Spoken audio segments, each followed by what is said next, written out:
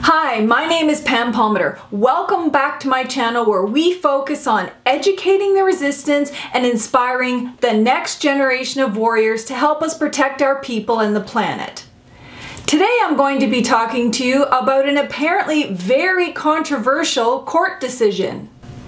In fact, if you listened to all of the media commentary and read all of the political writings and musings about the case that I'm going to talk about, you would literally think that it is the end of Canada. No, there's no zombie apocalypse, there's no giant comet hurtling towards the Earth. What we're talking about is a decision from the Federal Court of Appeal which quashed Canada's approval of the Trans Mountain Pipeline. What is all the fuss about? Well, we're still trying to figure that out.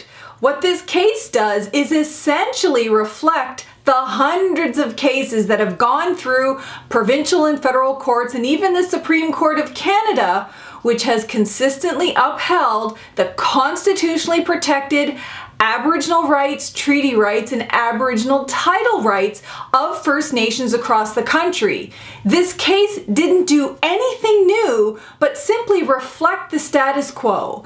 And what is that legal status quo? Well, I'm here to tell you about the decision, but also to give you 10 key takeaway points from that decision that haven't really been talked about too much in the commentary. So what's the background to this case? Well, essentially, Kinder Morgan made an application to the National Energy Board, which we call the NEB here in Canada, under the previous Harper Conservative government, to have an approval to go ahead and expand or essentially twin their pipeline. That went to the NEB, and it was the NEB's job to review the project for environmental impacts, social impacts, impacts to Indigenous peoples and their rights, for example. And then their job was to make a recommendation to the Governor and Council, which is here in Canada, effectively the cabinet. So the Prime Minister and his ministers would make a decision based on the NEB's recommendation and if the NEB had any conditions. So the NEB recommended that this pipeline expansion go ahead, that it was in fact in the quote-unquote public interest, and they listed a number of conditions for the pipeline going ahead, none of which addressed Indigenous concerns, mind you. And then the Governor and Council, which is the federal government, decided to approve the expansion based on that NEB report. What the Federal Court of Appeal was faced with were applications from 5 First Nation collectives, 2 of British Columbia's largest cities, and also 2 non-government organizations which were basically conservation organizations trying to protect the water and the wildlife and the things like that on BC's coast. So the Federal Court of Appeal was asked to overturn the federal government's decision to approve the pipeline. So all of these groups, for varying reasons, some the same, some different, applied to the Federal Court of Appeal to overturn that approval made by Canada. What the court did was kind of consolidate and put all of these applications together and consider them in one judgment. And the Federal Court of Appeal did in fact give them what they requested. They did quash Canada's decision to approve the pipeline, and they did that for 2 primary reasons. One, that the NEB's report was so deficient that the cabinet shouldn't have relied on it to make its decision. Why was it so deficient? Because it failed to include within the scope of its review a look at what would be the impact of the increased marine tanker traffic in the waterways in those areas that would be impacted on the southern resident killer whale. And why is that important? That's important because the southern resident killer whales are considered an endangered species here in Canada, and we know from the scientific evidence that was presented at court that the increased tanker traffic poses a significant risk to the actual survival of these whales. The other reason why the court overturned Canada's decision to approve this pipeline was because they failed their legal duty to consult with Indigenous peoples about the potential impact on their rights. Now, the duty to consult isn't just about talking to people. The duty to consult includes the duty to consult, talk with people and engage, accommodate in a meaningful way any potential impacts or concerns that Indigenous peoples have. And prior Supreme Court of Canada decisions has said that in some cases that will also require consent. And so Canada failed in its duty to consult with Indigenous peoples and specifically accommodate their concerns about the impact of this pipeline expansion project on their constitutionally protected Aboriginal rights, treaty rights, Aboriginal title rights, and all of the rights that are incidental to those rights. Now, the 5 main First Nation collectives that were bringing this case were the Tsleil-Waututh, who asserted Aboriginal title not just in the land, but also in the water, in the air, and in marine resources. The Squamish in particular also asserted Aboriginal title rights, but they also asserted their right to be self-governing. Now, the Coldwater Band, the Stolo Collective, Upper Nicola, and the Shewepum peoples also asserted Aboriginal title, Aboriginal rights in their respective territories. Now, here's the thing. For the First Nations part, they all acted in good faith. They all participated in all of Canada's consultation processes. They did their own studies, they made their own recommendations, and they made it very well known many times over what their very specific concerns were with this pipeline expansion to their rights and also the impact to the territories on which they lived, which includes the water, which includes the whales, and every living thing that's in our ecosystem. Now, how did the federal officials respond during this consultation process? Well, the court said they acted as little more than note takers. They would literally go into a meeting, write notes about what First Nations were saying, and leave. Or if they were pushed to respond to specific concerns, they consistently said the same message. We will take note of your concerns and we will bring it back to the decision makers. Now, the decision makers being the federal and provincial governments, and there was never any indication that the First Nations themselves, who have Aboriginal title over their territories, were in fact the decision makers. So, those are the 2 reasons why the court overturned Canada's approval of this pipeline project. One, because the NEB didn't even consider some of the worst impacts of this pipeline expansion on the killer whale population, and 2, because Canada failed in its duty to consult and accommodate constitutionally protected Aboriginal rights. So what is the legal result of that? Well, the Federal Court of Appeal told Canada, you need to go back and reconsider your decision. And that may also mean the NEB needs to go back and reconsider its review. And further, that Canada needs to take steps to do consultation properly with Indigenous communities to make sure that their rights and their interests and their concerns are accommodated in this process. So what now? What's going to happen? Well, Canada has a real choice to make. It can abide by the Federal Court of Appeal decision, which in law it's legally required to do, unless of course it decides to appeal the decision. Now, Prime Minister Trudeau was also saying that it was considering appealing the decision, and there was even some commentary about potentially passing legislation to force the pipeline through regardless of the breach of these constitutionally protected rights. Now, on the part of First Nations, we would consider that to be a breach of Canada's own constitution, and it would also be a very aggressive tactic to take if Canada is serious about this nation-to-nation relationship with First Nations and its so-called pronouncement about respecting First Nation rights. That would be a clear step away from that position. So with all the fear-mongering around this case and all of the drama and the panic from political commentators, I think it's important to not just look at what the case decided and why, but also to look at some very specific takeaways from this case. And I have 10 of them that I want to share with you. So the first takeaway is that this case did not in any way take away any of Canada's constitutional powers. Despite what some of the commentators are saying, all of Canada's constitutional powers are still very much intact. What the court did say is that Canada must respect constitutionally protected Aboriginal rights when it decides to exercise its own constitutional powers. And the reason for that is because Aboriginal rights are in fact constitutionally protected. They make up the legal fabric of Canada. In fact, according to Canada's perspective, their constitution is their highest law in the land. For First Nations, our laws are the highest laws in our territories. But for Canada's sake, they have to abide by constitutionally protected Aboriginal rights, which are found in Section 35.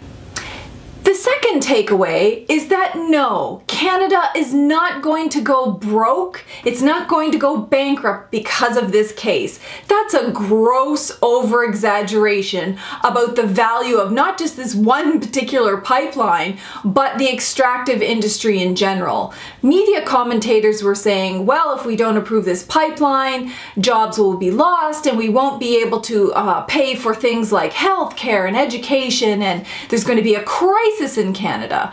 And that's not the case. This is drama for the sake of drama. Canada is going to continue to approve projects all over the country, as are the provinces, as they have literally been doing for decades. No one in this country is going to go broke, and there's more than enough jobs to go around in the renewable energy industry as well. Canada could, if it didn't approve this pipeline, put those billions of dollars into renewable energy development and research and retraining and re-education.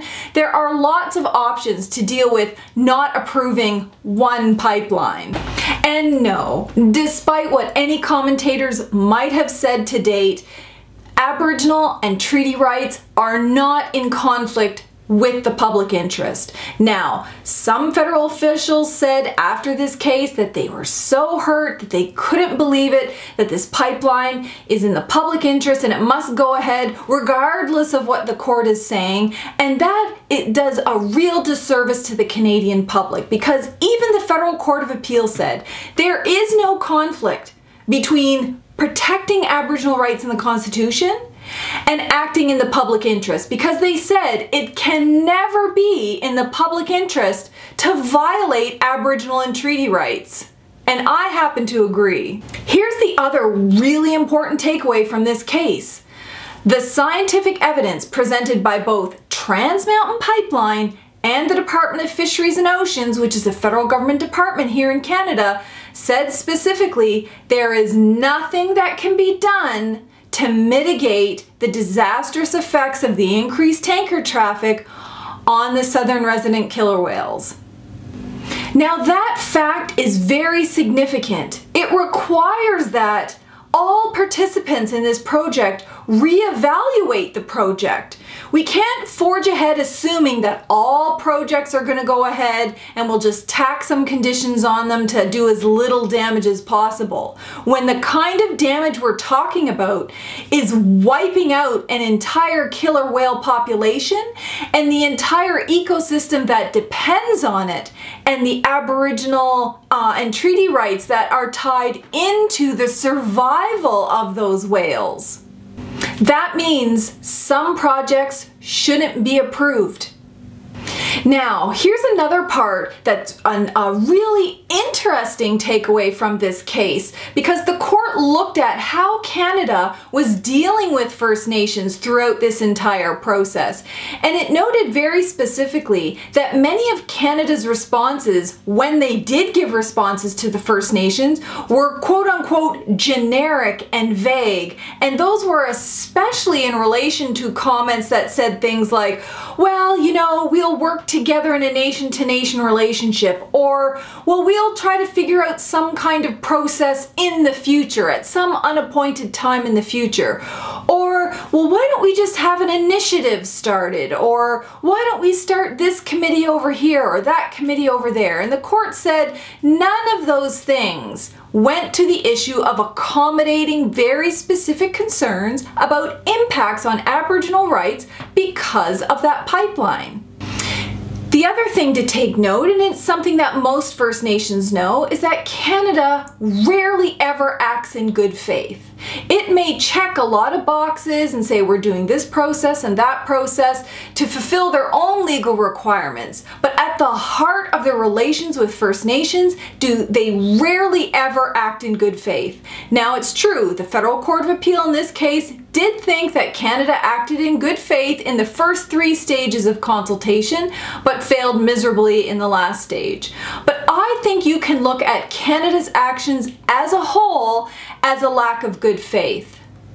So, Canada's failure to respond to some First Nations or respond in time, Canada's failure to actually address the concerns specifically, Canada's refusal to give First Nations more time to do more studies and participate in this process, the failure of Canada to provide adequate money to First Nations to allow them to participate in a full and meaningful way in the consultation process. I think all of these things speak to Canada's lack of good faith. In effect, those kinds of tactics have been used on First Nations by Canada and the provinces, in fact, to keep us at a perpetual disadvantage. And what this court did note, in fact, was that in some cases, Canada would respond to an issue the day before they gave their approval for the pipeline. That's not in good faith. Canada knows that itself. Here's the other thing that I would say it's not just a takeaway from the case, but it's a takeaway from our practical experience.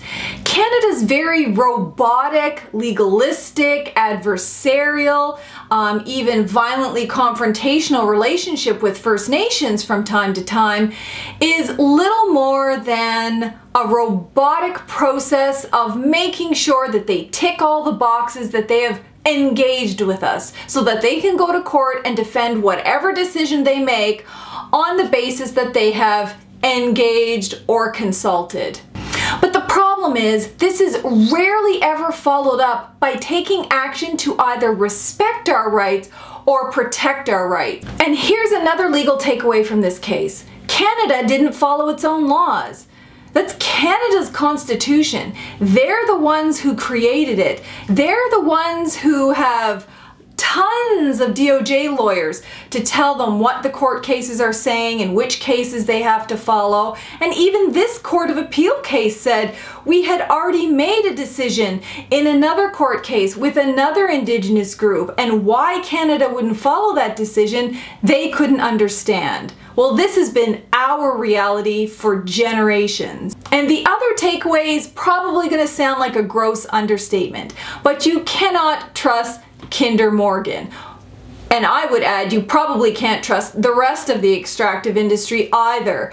They didn't accommodate any of the concerns of Indigenous peoples. They didn't respond to the many concerns and correspondence from Indigenous peoples. And even in court, the court said you couldn't even rely on their affidavits because they weren't accurate. Now, the last takeaway is probably one of the most important ones because it doesn't just relate to this pipeline. It relates to a whole bunch of other things that Canada has going on right now, like the federal legislative framework is trying to impose on First Nations. This court said very specifically, where Canada takes any actions that it knows or ought to know will impact the Aboriginal rights of Indigenous peoples in this country, that means they must consult with every single First Nation impacted.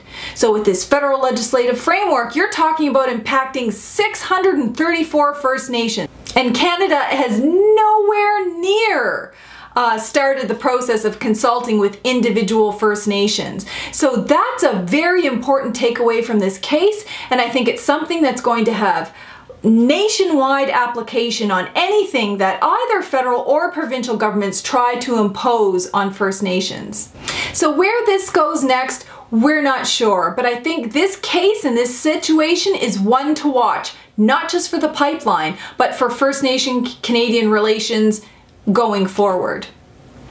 Thank you all for watching my YouTube channel. If you're new here, please consider subscribing, sharing my videos, and making comments about issues that you would like me to address in the future. I've also provided links to articles that I've published in the description down below so that you'll be able to get more details about this case and links to other pieces of commentary. Till next time, stay alert, warriors.